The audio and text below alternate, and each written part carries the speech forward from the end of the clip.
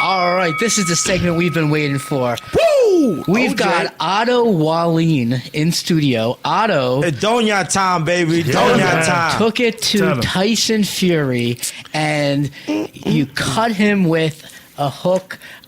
Otto. Hulk, he hit him with everything. What are you talking about? You seen his face? I saw his face. His face is ugly. He's already ugly. And he may never be the same Listen, again. let me tell you something.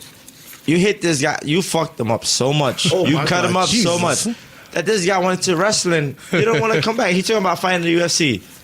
Listen, you scarred this. You literally scarred this man Scarred for him life. for life, man. My favorite. He's gonna but remember listen, you for the rest of his career. Listen, every time this guy looks himself in the mirror, he's gonna look at his face like, "Damn, that fucking wild." That Viking. Yeah, I got a question for you.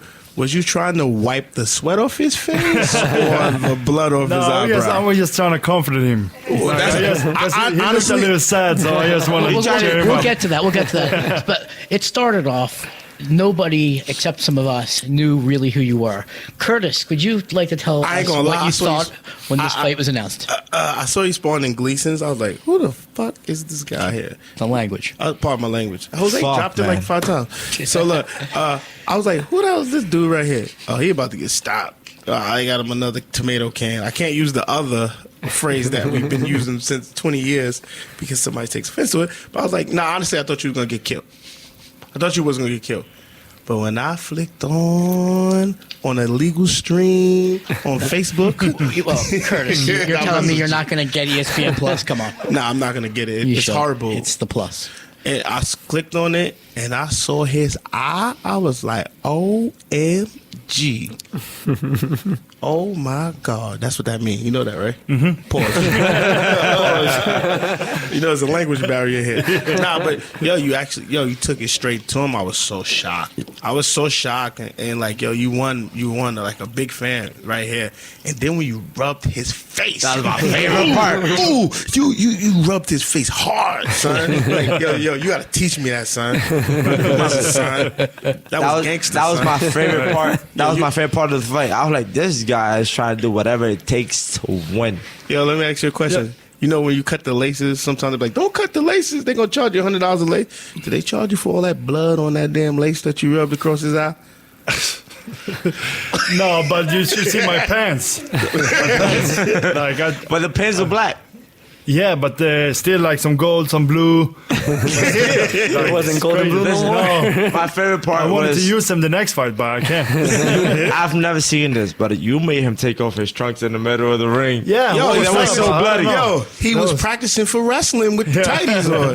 That was crazy. I don't know. Now, I want you to tell us how did it feel? That, this was literally the biggest fight of your life. Your father had just passed away, and I'm sorry to hear that. this was Thank you. like you gave it your all. How did it feel going 12 rounds and fighting your heart out and proving to everybody that you belong in the top heavyweights? I was happy when we got the fight because I knew I was going to be a problem for him, and I thought that there was some things that people haven't done to him that I wanted to do, and I think that I did a good job. I wanted to win, of course.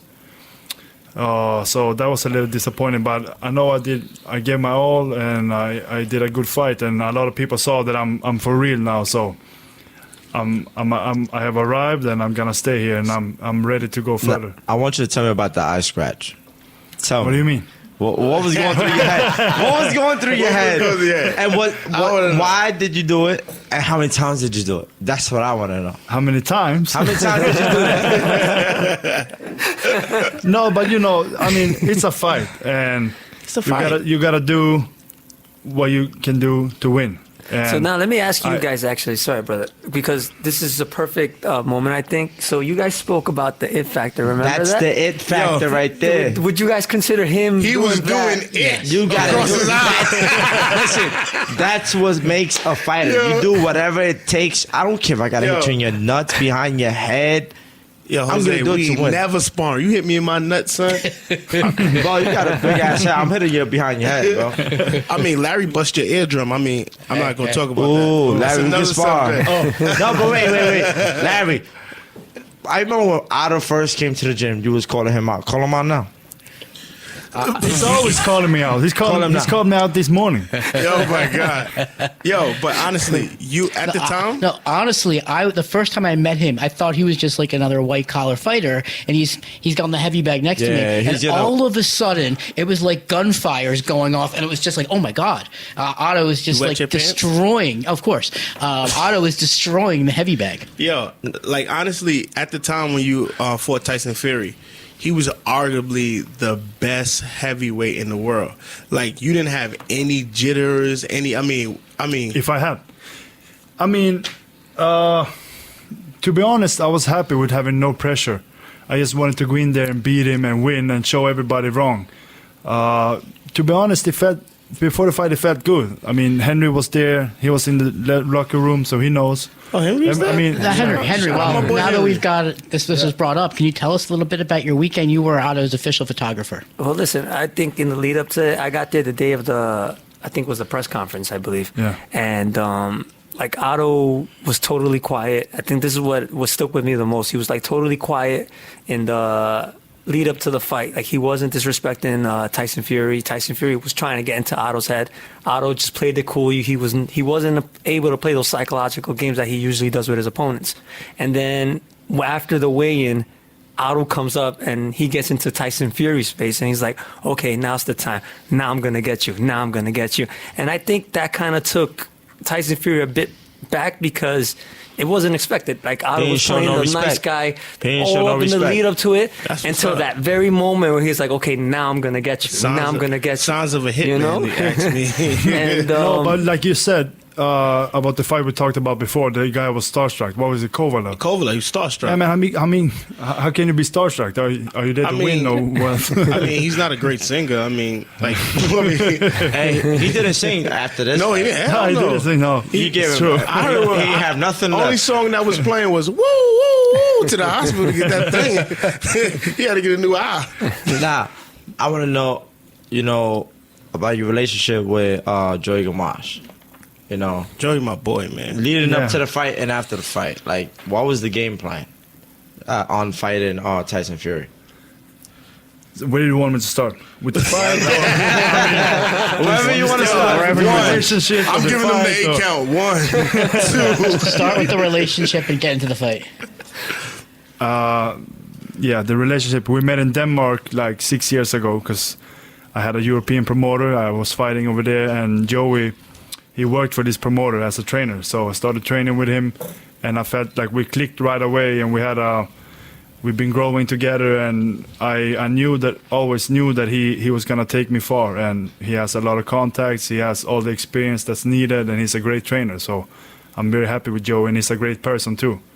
But for this fight, the game plan was a lot to stay to the body because these other guys haven't done that. You do a lot of body shots. Yeah, I mean, everybody trying to knock him out to the head, and that shows to be very difficult. And he's a big guy, he has good movement, everything. So why you wanna go for the head? I mean, hit the body, and that was working good. So it's gonna be interesting to see now how these other guys does with him, if they're gonna take something from this fight. Now let me ask you, Otto, because I believe I remember the commentators mentioning that a lot of the credit had to be given to Joey Gamache after the fight because he kept you in the fight. Like, can you give us a little bit on the inside, like what he was saying to you in between rounds to keep you motivated, to keep you fighting during the fight of Tyson Fury?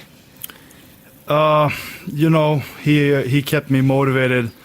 It's hard to recall everything, to be honest, because it was a tough fight and everything. So, but you know, I remember before the last fight, the last round, he said that you know, I just gotta go out there and leave it all in the ring, and that's what I did. I won the 12th round good, and yeah, you know, Joey, he doesn't always have to say so much to me because we know each other very well, and we've been training so much, and he's been my trainer for almost all my pro career. So he can just, you know, he doesn't have to say too much. I know what he's thinking.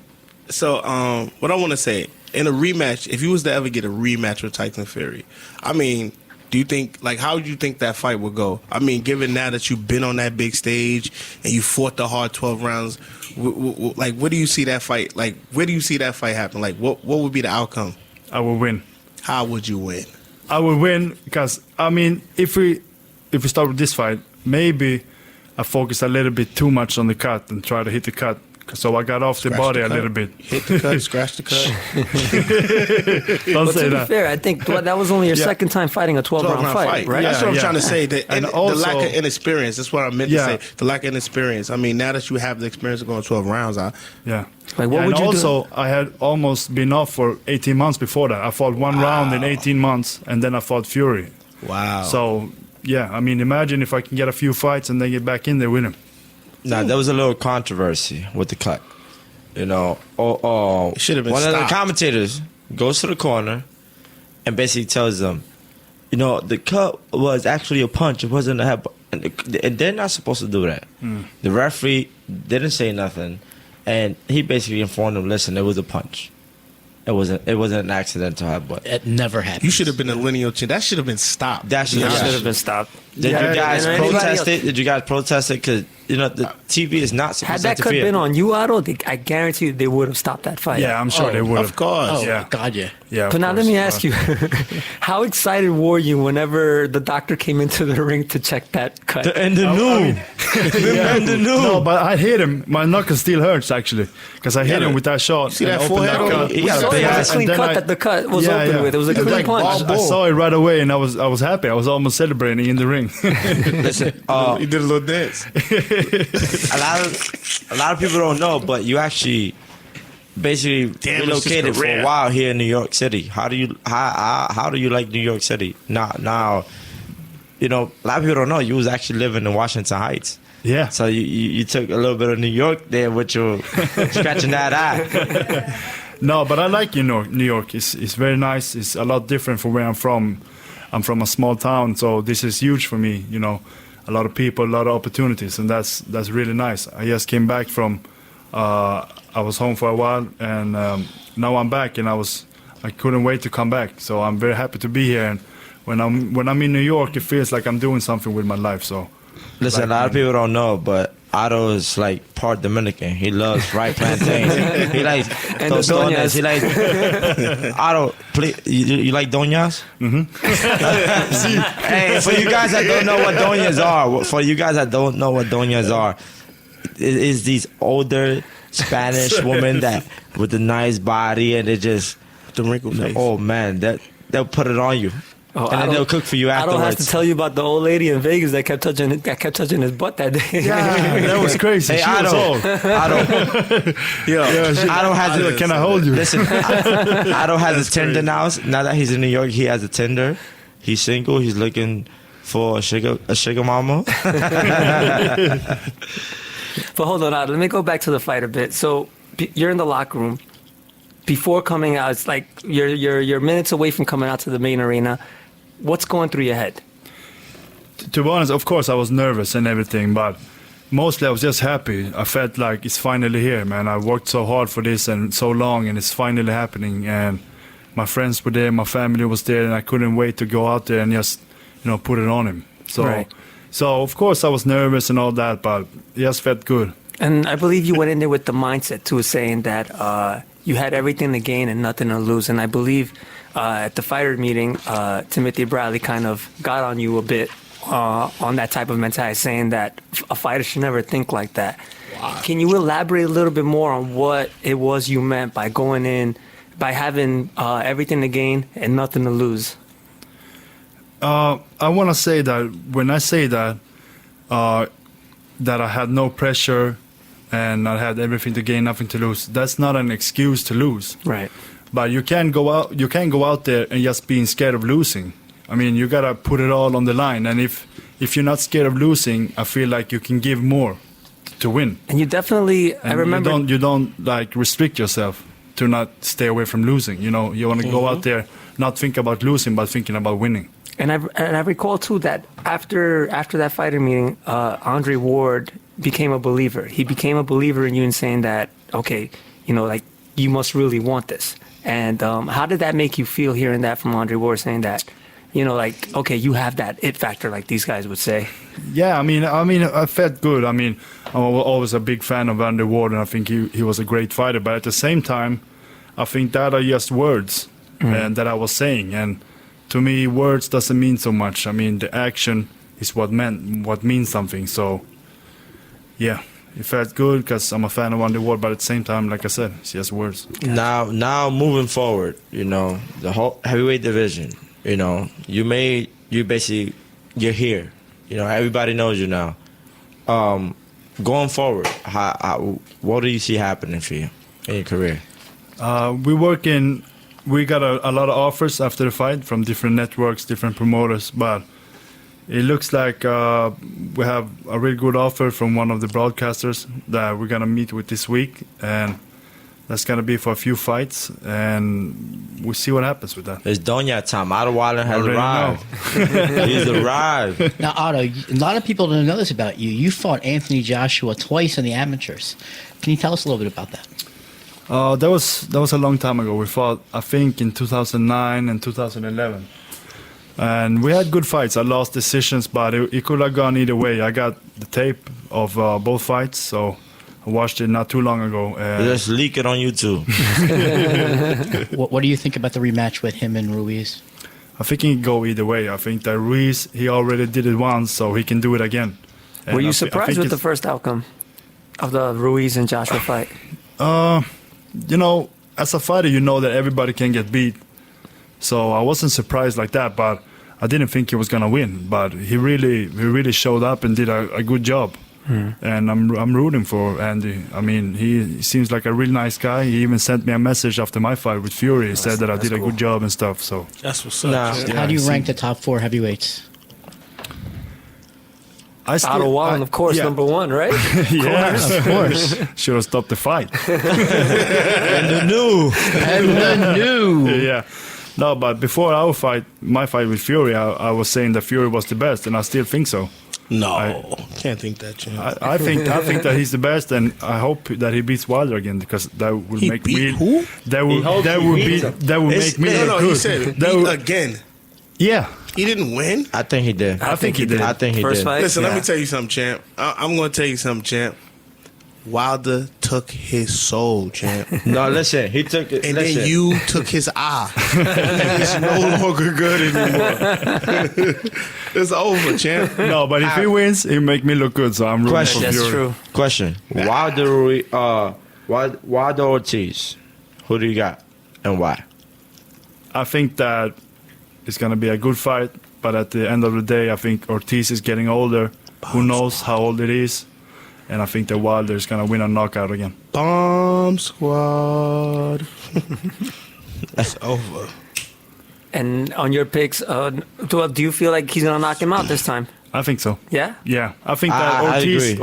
Ortiz getting older, slower, and like I said, who knows who old he Listen, is? Ortiz used to be the boogeyman of the heavyweight division. I think Yes, we have he a new was. boogeyman. His name's But Otto you want to Wallin. hear something, though? Deontay Wilder has the best resume of all the heavyweights out there. How can you not put him at number 1 and he's still being undefeated? He has the best resume. Fury, Ortiz, Stavern. Stavern was tough, bro. Like, we can't Yeah, never forget that. I agree. And he fought King Kong. Listen, King Kong was the number 1 rated WB for the WBA for a long time, and Joshua never won that fight. Hell But no. yeah, but that was a good fight, Ortiz and Wilder. Of course, it was a good fight. Yeah. And Mark Breland saved him. No, but I felt that Fury won the first one, and Wilder knocked him down good. Good. Yeah, He killed him. He came back to But life. for some reason he got up. I don't know how, but You know, he did it. crackheads hit crackheads with sticks, bottles, and pipes. They keep on ticking. So, That's what you- basically, Ruiz Joshua. We got a pre-show coming, going on. You gonna join us for that? Where's that? You gonna have Right a here. pre-show right here? Language barrier. Are you going, yo, son? Are you coming back to sit down and grab that mic? It depends. It depends. Pause. I mean, nah, you gotta come back. You gotta It come back. depends on Larry's pockets. All right, Otto, we are going to fight. Ladies and He said gentlemen, he's got the Korean barbecue after this. ladies and gentlemen, Otto Wallin, thank you very much for joining us here on BoxingInsider.com radio. Donya time. Thank you. Let's get it.